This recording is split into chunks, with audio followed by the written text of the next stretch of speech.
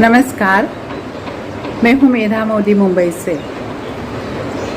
खबरें आज तक चैनल और ख़ास तौर से शशि जी का मैं दिल से शुक्रिया अदा करना चाहती हूं कि उन्होंने मुझे काव्य पठन के लिए काबिल समझा और आपके समक्ष में कविता पठन करूंगी।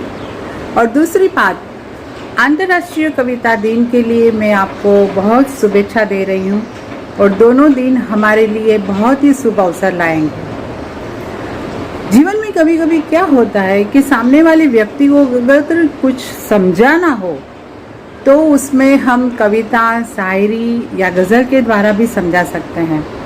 एक बार मुझे किसी ने पूछा कि जीवन का अर्थ क्या है, तो मैंने कहा कभी कभी उदासी की आग है ज़िंदगी, कभी कभी खुशियों का बाग है ज़िंदगी, हंसता और रुलाता राग है ज़िंदगी, कड़वे और मीठे अनुभव का स्वाद है ज़िंदगी, पर अंत में तो अपने किए हुए कर्मों का हिसाब है ज़िंदगी।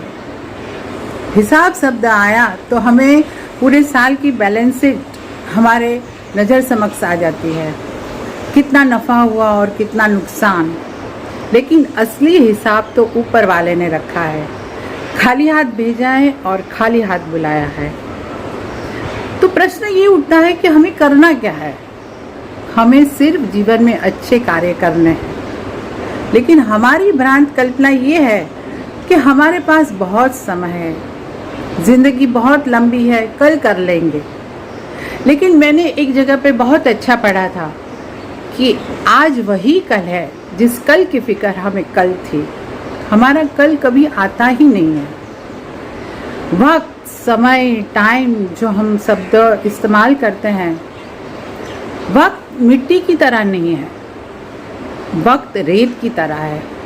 मिट्टी को हम हाथ में पकड़ सकते हैं, लेकिन अगर हाथ में रेत को पकड़ लेंगे तो हाथों से फिसल जाएगी।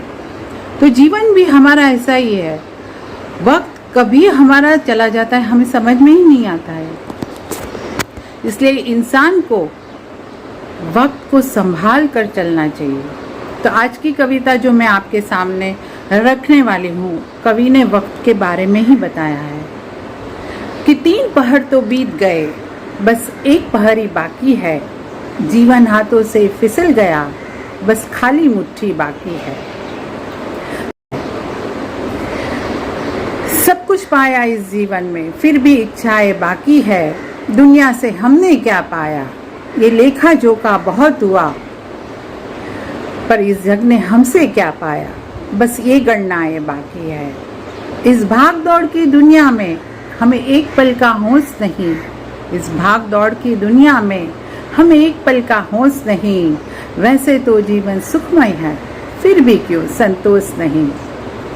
क्या यूं ही जीवन बीतेगा, क्या यूं ही सांसें बंद होगी, क्या यूं ही जीवन बीतेगा, क्या यूं ही सांसें बंद होगी। औरों की पीड़ा देख समझ कब अपनी आंखें नम होगी। मन के अंतर के पीछे कहीं इस प्रश्न का उत्तर बाकी है।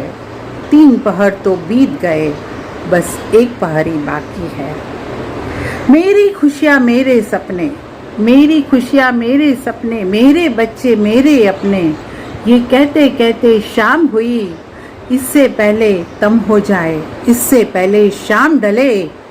एक दूर पराई बस्ती में एक दीप जलाना बाकी है। 3 पहर तो बीत गए, बस एक पहर ही बाकी है। जीवन हाथों से फिसल गया, बस खाली मुट्ठी बाकी है।